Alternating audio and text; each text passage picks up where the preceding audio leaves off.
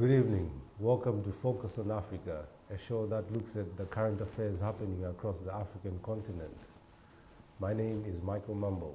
Tonight's show focuses on Zimbabwe, and with me is Simbarashe Nyanhanga. Welcome. Thank you very much. It's nice to have me on the show. Thank you, sir. Just a brief introduction about yourself for the purpose of our viewers. Thank you. My name is Simbarashe Nyanhanga. I am a Zimbabwean, a Pan-Africanist, and I reside in the United Kingdom, and I'm a Zimbabwean community leader. Thank you. Thank you. Okay, we'll go straight into the current affairs happening in Zimbabwe. Hot on the topic is Christ Power Machine.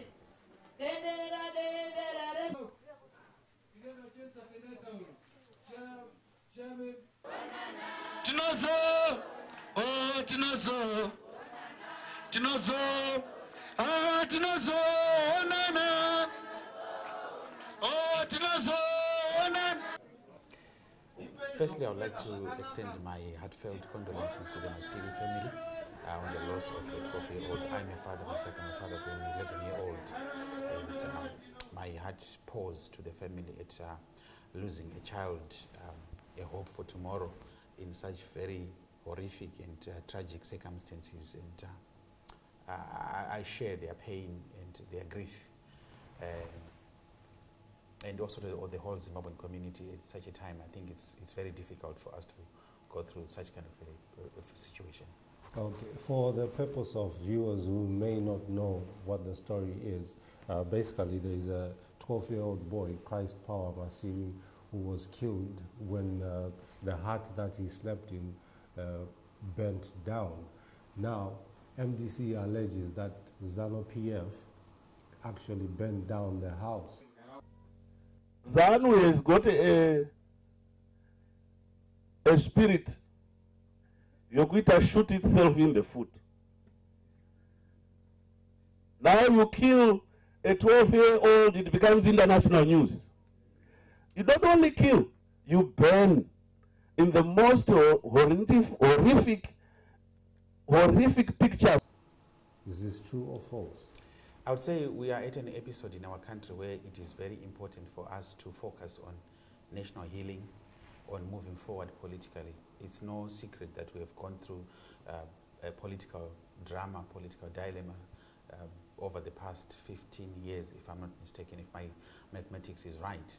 Yeah. And it is said for us to always be poking each other and pointing fingers whenever a situation does happen. I do concur and agree that in the past we've had situations that were directly linked to political party vice versa. And I want to remain very cautious in these particular circumstances, simply because on the basis that for anybody to be able to point a finger of suspicion to another, whether an individual or institution, there has to be evidence, or there have to be reason for suspicion, and it has to be credible before we can do that. Well, the reason for suspicion is there has been bad blood before between this particular family and members of ZANU-PF. Absolutely. There are so many people in this world that have got bad blood over each other, but we cannot go over trading accusations simply because when something tragic happens.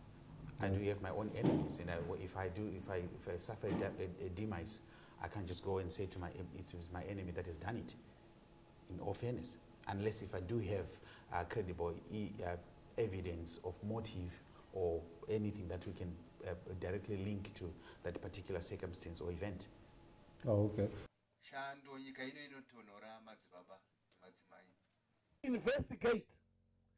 Kuti iyo nyaya iri pano vakambofamba sei nemamwe macases arimo munyika ari kuitika. We have to put a stop to violence so that people are able to freely vote.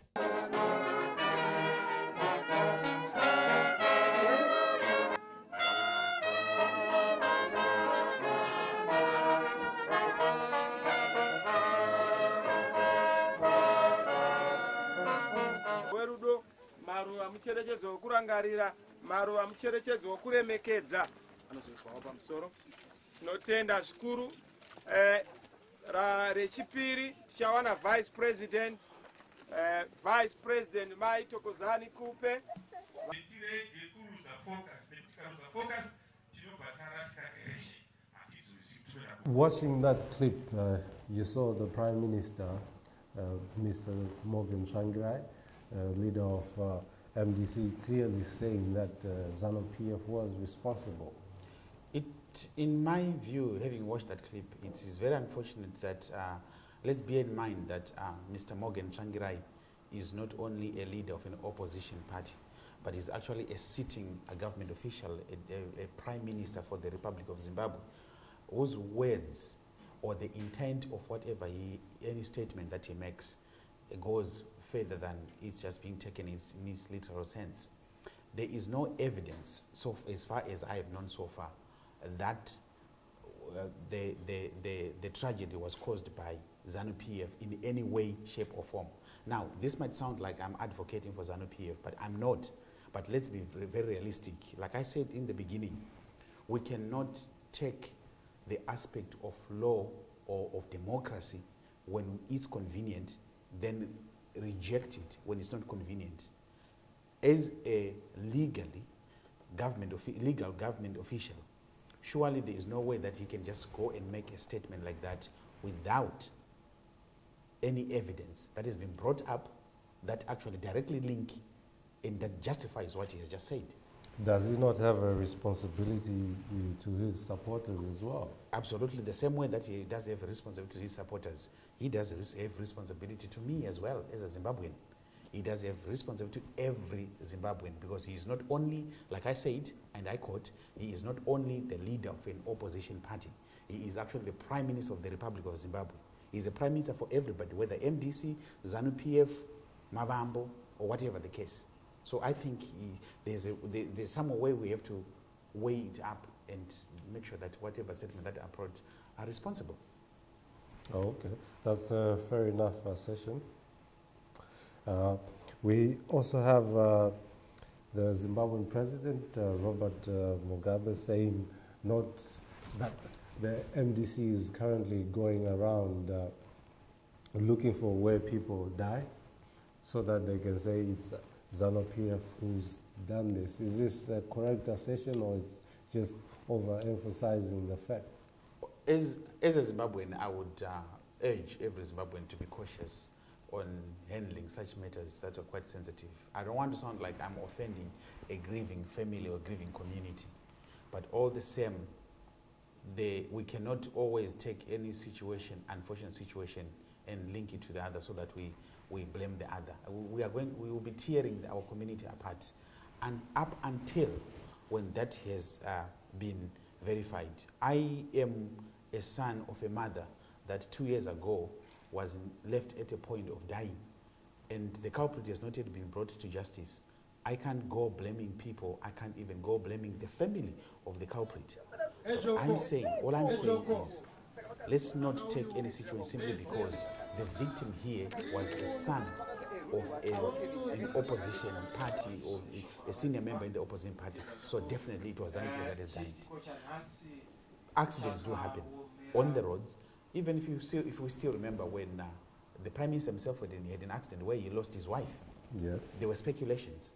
But we cannot we cannot make speculations as the official statements. And that's why I'm saying it's very important for the Prime Minister in his person, as well as any other government official, to understand that the statement that they make in public, they have got a wider meaning. Obviously, they have a wider meaning, but you have to look at it from this context.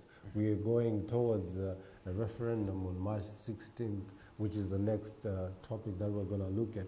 And also, after that, elections. Does it still count that he has to approach matters as Prime Minister, or is now everything is in election mode? You see, one thing that I would actually want to urge Zimbabweans is let us not be played by politicians. We do have a community that has been ruptured for the past 15 years. I'm talking about people from all wide political landscape. What do you mean by being played by politicians? Because to be honest with you, if it was ZANU-PF's hand in Christ Power's demise, in this tragedy. It has to be investigated. It has to be proved. Then people have to be brought to book. Now, even if, hang on a second, if it is going to be investigated and known, even if nothing is done to the perpetrators, then that must give MDC a good mileage that this was investigated and it was known that it was John, Tim, and Jonathan that did this, and nothing has happened to them. Not to say because the heart bent and the heart belonged to a senior member of MDC, so it was ZANU-PF. By so doing, it tears the community apart. Some community that has already been being brought together, that have been healing from the past that we've had, now they are, again, the wound is being reopened simply because we are getting to the elections. That's what I'm saying. Let us not be played by politicians. And I'm not just saying this only from the part of one party to the other. No, but I'm saying whichever the way, whether it's ZANU-PF, it's MDC, it's Mavambo, it's ZAPU, or whichever the way. But who does the investigations? Is they any neutral body there to say, okay, they're competent enough to actually do the investigations and come up with the right conclusion? If I must be frank, is in any country there's the police. Whether we might blame them to be partisan or to be ineffective or whichever the way, they are as ineffective as we perceive them. And in any case, they are the jurisdiction. If we are going to get everybody to become the jurisdiction, then at the end of the day, we don't have a system. So let's allow the police to do their work. And when they do their work, let's respect their findings. It is not only the Maisiri family that have suffered a tragedy that has raised questions. Even the vice president herself, her husband died in a fire. And they allowed the police to do their work. And in this case, it's no different. Let's allow the police to do their work. We are already interfering. The Prime Minister is already interfering. He's already making these statements. There's never been even any there are no suspects that even have been taken into custody yet. But already statements are flying all over the place. Now, a person like the Prime Minister, whenever he makes a statement, it goes worldwide. It becomes news. I heard him saying that ZANU-PF killed somebody for them to get mileage on news. That's not true. He is the one who made a statement that has gone through to the world. So what would be done next? Having made that statement, what's the next course of action? I will be very interested personally. This is my personal opinion. Again, it is not what is supposed to happen. But I would say let there be a legal review as to what statements can a public official just go and say. That's number one. And number two, let's exercise caution. I'm saying this to government officials. I'm saying this to politicians, senior politicians, even junior politicians. I'm saying this to the entire Zimbabwean community. Let's always exercise caution when we disseminate information, because it is so sad when we disseminate wrong information that we cannot reverse.